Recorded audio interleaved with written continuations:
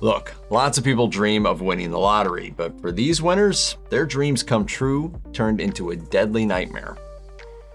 You know, ever since I won the lottery, it's like we've had nothing but bad luck.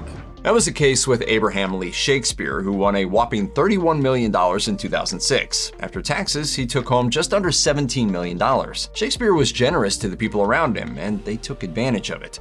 I often tell people that when Abraham Shakespeare won the lottery, the entire community won the lottery. It took only a couple of years before most of the money was gone, and at that point, Doris D.D. Moore offered to manage the $2 million Shakespeare had left. However, she also isolated him and eventually impersonated him in text messages sent from his phone. By that point, relatives grew concerned and called the police, but it was too late. Moore was convicted of murdering Shakespeare, and it came out that she spent a lot of his money too. Ironically, from prison, she supported a bill to keep lotto winners anonymous. She told CBS News that publishing their names puts a target on them.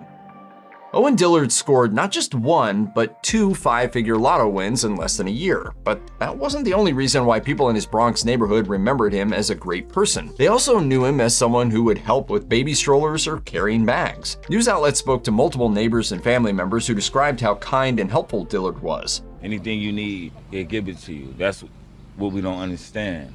Why would somebody hurt him? The 73-year-old Dillard knew he didn't have long to live. He had medical problems, including cancer, and he'd been told he'd make it only a few more years at most, but even that time was stolen from him. When returning from work in 2018, Dillard's fiancée found him stabbed to death in his apartment. There was no sign that someone forced their way in. A month after Dillard's murder, police arrested his 45-year-old nephew, Idris Abdul Muhammin. Tragically, before police managed to arrest him, Muhammin killed a woman. In 2022, he was sentenced to 24 years for both killings.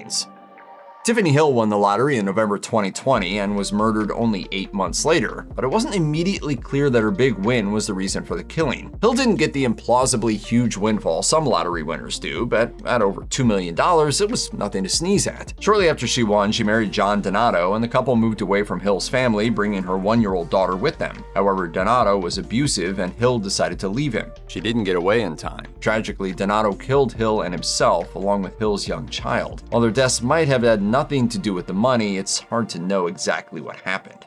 Could that have sparked that argument? And we'll never have any way of knowing. But I do know there were times that caused conflict between them.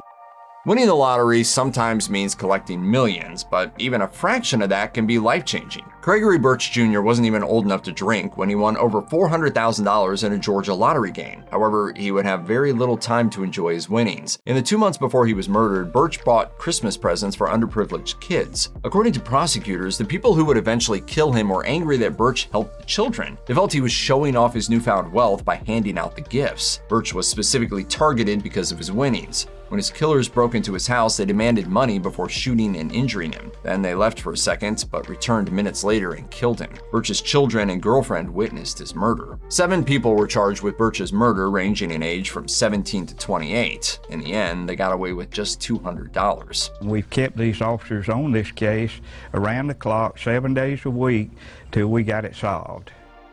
In 2020, Jonas Lucas Alves Diaz won the equivalent of over $9 million playing Brazil's Mega Sena lottery. 2 years later, he was found by the side of a road and taken to the hospital, where he died from his injuries. Police found that he had been kidnapped, held for over 20 hours, and severely beaten. The police made clear that this was no coincidence and that money was the motive for the killing. It was well known that Alves Diaz had recently come into a small fortune, and after he won, he didn't change his habits. This made it easy for the people who wanted to harm him. His family said he went for his regular walk the day he was kidnapped, but never returned home. According to Juliana Ricci of the Specialized Division of Criminal Investigations of Piracicaba, they knew who he was, they knew his routine, and they knew that he had a very privileged financial condition. After Alves Diaz disappeared, his kidnappers tried to get money from his account. They weren't able to transfer the money, but they still somehow managed to get $4,000.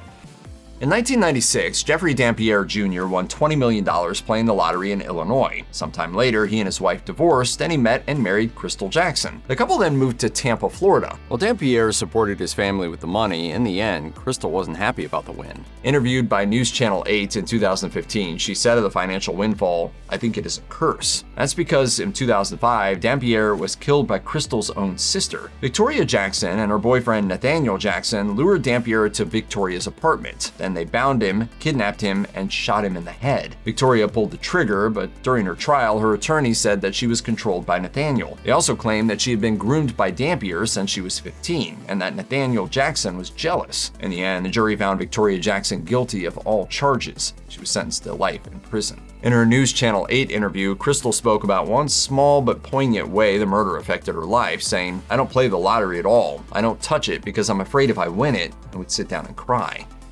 Dampier was murdered years after his win, but that wasn't the case for Urooj Khan. He was killed just hours after the lottery cut him a check for his winnings, but at first, no one thought his death was a murder. Khan had tried to give up gambling, but in May 2012, he slipped up by buying 2 scratch-off tickets. He was heavy on that, I would have, there was a time that he would buy a whole book.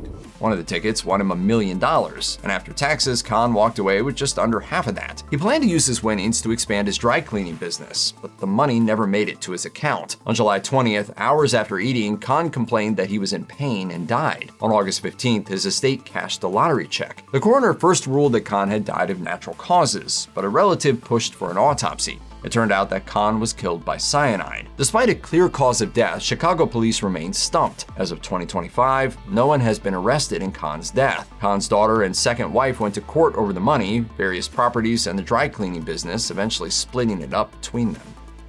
A parent going to prison is traumatic, but imagine you're the person that has to put them there. This really happened to Joseph Roncaioli Jr., who had to testify against his father after his dad killed his mom. When he took the stand in 2008, Joseph Jr. painted an emotional picture of his parents. He said his dad, Joseph Sr., was a good father who was around, quote, when he had the time. His mother, Ibi Roncaioli, abused alcohol and gambled. Joseph Jr. testified, "She was always off to the casino with her friends. She was proud of her record on the slot machines." In 1991, Ibi won $5 million in the Canadian Lotto, which was about $3.7 million in US dollars. This, combined with her husband's career as a doctor, should have meant that the family was well off, but Roncaioli spent most of the money without telling her husband. She gave cash to 3 sons, Joseph Jr., his half-brother who lived with the family, and a second half-brother the other 2 sons didn't even know about. Joseph Jr. said, "The lottery was gone and 30 years of a man's income, so there is nothing. It just blew my mind that it was gone. Everything was gone." Roncaioli died in 2003.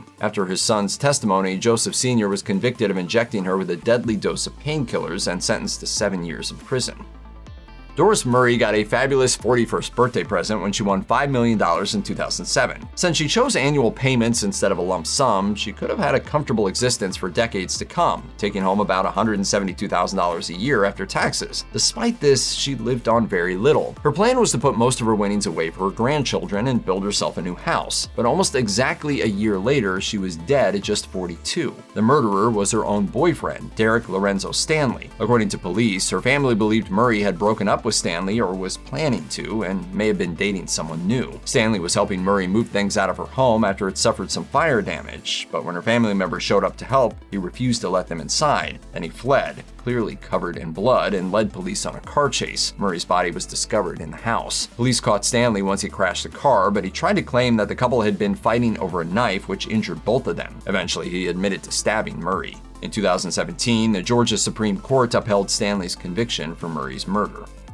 Some people dream of never working again after a lottery win, but Lee Kost was already retired when he won a tidy $250,000 in 2007. The 78-year-old splashed out on a Rolex and 2 Jaguars, but the win came with a dark side. People were burglarizing Kost's home repeatedly, and the last robbery ended with him dead. According to police, the killers weren't part of the previous burglaries, so multiple people obviously had it out for Kost and his newfound wealth, but only 4 of them chose to kill him to get their money. 3 18-year-olds and a 26-year-old set it up so that a door to Kost's home was left unlocked after he took one of the young women to dinner. She allowed the other 3 to enter, and they attacked Kost, brutally beating him and demanding cash and the PIN for his bank card. They then shot him and took off in one of his Jaguars. In the end, the flashy car caught the attention of police, who pulled them over for speeding. While the 3 teenagers agreed to testify against the man who actually shot Kost, it was the 26-year-old shooter Terrence J. Maya who faced the death penalty. To save his life, he pleaded guilty to the murder and was sentenced to life in prison.